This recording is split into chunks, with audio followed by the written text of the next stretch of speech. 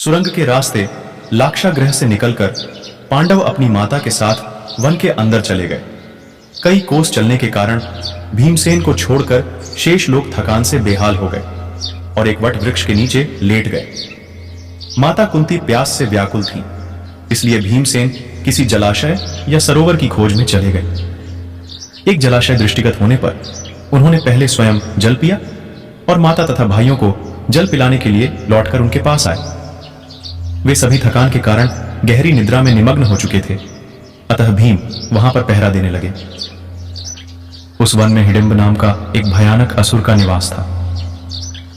मानवों का गंध मिलने पर उसने पांडवों को पकड़ लाने के लिए अपनी बहन हिडिंबा को भेजा, ताकि वह उन्हें अपना आहार बनाकर अपनी क्षुधा पूर्ति कर सके।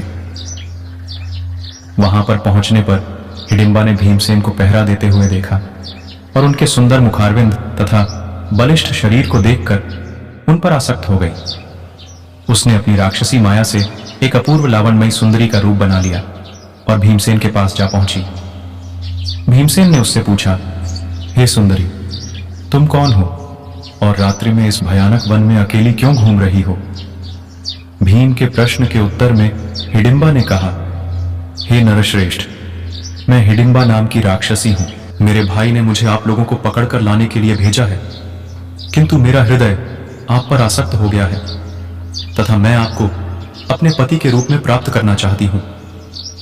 मेरा भाई हिडिंब बहुत दुष्ट और क्रूर है, किंतु मैं इतना सामर्थ्य रखती हूं कि आपको उसके चंगुल से बचाकर सुरक्षित स्थान तक पहुंचा सकूं। इधर अपनी बहन को लौट कर आने में विलंब होता देखकर हिडिंब उस स्थान में जा पहुंचा जहां पर हिडिंबा भीमसेन से वार्तालाप कर रही थी। हिडिंबा को भीमसेन के साथ प्रेमालाप करते देखकर वह क्रोधित हो उठा और हिडिंबा को दंड देने के लिए उसकी ओर झपटा। यह देखकर भीम ने उसे रोकते हुए कहा, रे दुष्ट राक्षस, तुझे स्त्री पर हाथ उठाते लज्जा नहीं आती? यदि तू इतना ही वीर और पराक्रमी है तो मुझसे युद्ध कर। इतना कहकर भीमसेन ताल ठोककर उसके साथ मल्ल युद्ध करने लगे। कुंती तथा अन्य पांडव की भी नींद खुल गई। वहां पर भीम को एक राक्षस के साथ युद्ध करते तथा एक रूपवती कन्या को खड़ी देखकर कुंती ने पूछा, पुत्री, तुम कौन हो? हिडिंबा ने सारी बातें उन्हें बता दी। अर्जुन ने हिडिंब को मारने के लिए अपना धनुष उठा लिया, किंतु भीम ने उन्हें बाण छोड़ने से मना करते हुए कहा, भैया, आप बाण मत छोड़िए, यह मेरा शिकार है और मेरे ही हाथों मरेगा। इतना कहकर भीम ने हिडिंब को दोनों हाथों से पकड़कर उठा लिया और उसे हवा में अनेकों बार घुमाकर इतनी तीव्रता के साथ भूमि पर पटका कि उसके प्राण पखेरु उड़ गए। हिडिंब के मरने पर वे लोग वहां से प्रस्थान की तैयारी करने लगे। इस पर हिडिंबा ने कुंती के चरणों में गिरकर प्रार्थना करने लगी, हे माता, मैंने आपके पुत्र भीम को अपने पति के रूप में स्वीकार कर लिया है। आप लोग मुझे कृपा करके स्वीकार कर लीजिए। यदि आप लोगों ने मुझे स्वीकार नहीं किया तो मैं इसी क्षण अपने प्राणों का त्याग कर दूंगी।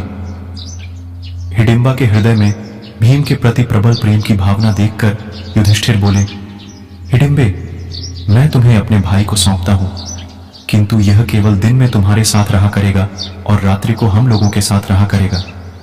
हिडिंबा इसके लिए तैयार हो गई और भीमसेन के साथ आनंद पूर्वक जीवन व्यतीत करने लगी। 1 वर्ष व्यतीत होने पर हिडिंबा का पुत्र उत्पन्न हुआ। उत्पन्न होते समय उसके सिर पर केश न होने के कारण उसका नाम घटोत्कच रखा गया।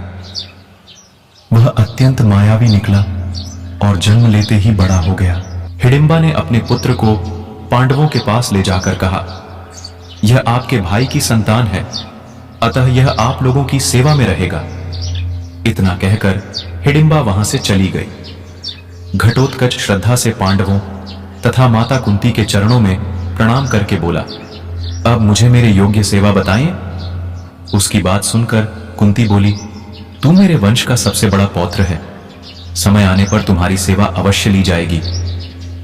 इस पर घटोत्कच ने कहा, आप लोग जब भी मुझे स्मरण करेंगे मैं आप लोगों की सेवा में उपस्थित हो जाऊंगा। इतना कहकर घटोत्कच उत्तराखंड की ओर चला गया। दोस्तों, अगर ये कहानी आपको अच्छी लगी हो तो इस वीडियो को लाइक करें और हमारे चैनल सत्य सनातन पॉइंट 2 को सब्सक्राइब करें। धन्यवाद।